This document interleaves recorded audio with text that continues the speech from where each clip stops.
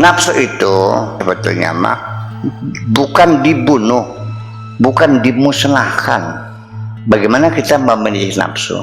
Karena nafsu itu kita tampar, pergi, akan datang lagi. Ganti baju, tadinya bajunya putih, kita tampar, pergi, lagi bajunya hitam. Kita dopak lagi, kita tendang, pergi ke nafsu, pergi, datang lagi bajunya merah. Dikiranya makhluk lain, ternyata dia juga kunyuknya tuh. Sehari-hari kitanya berdiri, nafsunya berdiri. Kitanya duduk, nafsunya berdiri.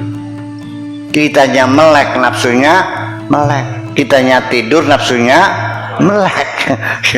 Sehari-hari, dan tidak mungkin akan mati nafsu itu, karena dia akan mati bersama kematian kita sendiri. Jadi bukan memusnahkan,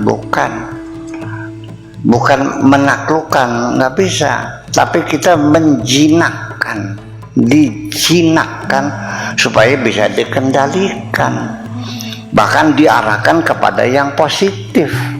Iya, itu makanya menjadi energi yang luar biasa, tetapi kepada yang positif, bukan kepada yang negatif. Jadi coba kita kembali begini tentang nafsu.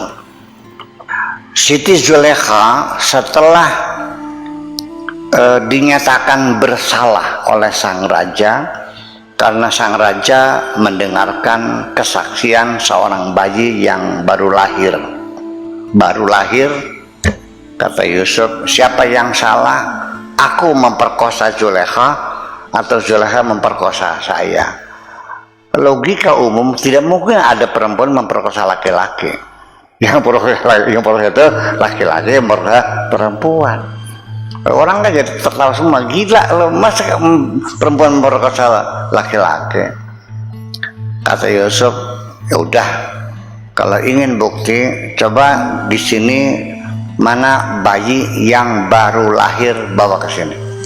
Nanti dia akan menyaksikan. Ada lahiran-lahiran dibawa. Ditanya oleh Yusuf, wahai bayi, siapa yang bersalah? Aku apa Zulekha? Ternyata bayi itu ditanya siapa yang bersalah. Bayi mengatakan, wa in qudda qamisu min duburin, ya, fahuwa minas shadiqin. Lihat bajunya Yusuf, kalau sobeknya belakang, maka Yusuf benar. Kalau yang sobek baju depannya, berarti Yusuf yang salah, Zulekha yang benar. Kalau yang sobek baju belakangnya, Yusuf benar, Zulekha yang salah. Dilihat, ternyata yang sobek baju, berarti kan ditarik belakangnya. Nah itu, udah, akhirnya Zulekha menyatakan, ya, saya yang bersalah, saya yang menggoda Yusuf. Disitulah dia berkeluh kesah, menyampaikan kelemahan dirinya.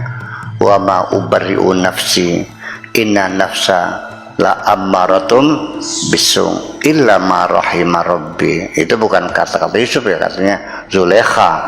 Wa ma ubarri'u nafsi, aku tidak bisa membebaskan nafsuku, tidak bisa terbebas dari nafsu, tidak bisa kubunuh, tidak bisa kubantai, tidak bisa kubuang. Nafsuku itu selalu bersamaku. Inna nafsa la ammaratum bisu, nafsuku ini selalu mengajak aku untuk berbuat jahat. Tetapi tidak berhenti di situ. Illa ma rahima rabbi, kecuali yang disayang oleh Allah. Berarti kita jangan berantem berkelahi melawan nafsu. Lebih baik kita ambil alih, kita taktiknya dirubah, bukan melawan nafsu, tapi kita berupaya bagaimana kita menjadi kesayangan Allah. Kan illa marhamar rabbi. Bagaimana caranya Allah sayang kepada kita? Nanti si nafsu ini bukan dibantai, tetapi akan volumenya akan dikecilin sehingga kita mampu mengatasinya. Paham? Ya, kalau kita ngelawan nafsu gimana ngelawannya? Dia yang kita nggak bisa ngelihat makhluknya, nggak melihat fisiknya, Iya, jadi kita mesti paham kemana arahan Tuhan. Inna syaitana lakum aduwwum mubin. Setan itu musuh kamu. Wala tatakhidu khutuwati syaitan. Jangan mengikuti langkah-langkah setan. Kita tidak disuruh berantem sama setan, tidak. Bukan begitu. Iya, musuh kamu. Bukan suruh berkelahi berantem sama setan. Setan melihat kamu tidak setan. Setan mukul kamu, lalu kamu membalasnya gimana? Mukulnya nggak kelihatan ya. Iya.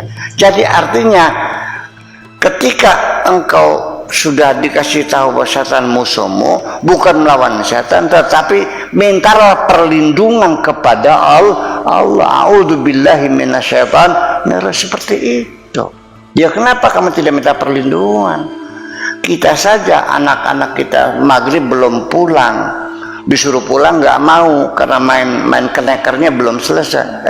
Anak-anak itu di sudut situ ada maung situ tuh, ada gandaruwo gitu tuh. Mana gandaruwonya? Mana goblok gitu, suruh pulang maksudnya.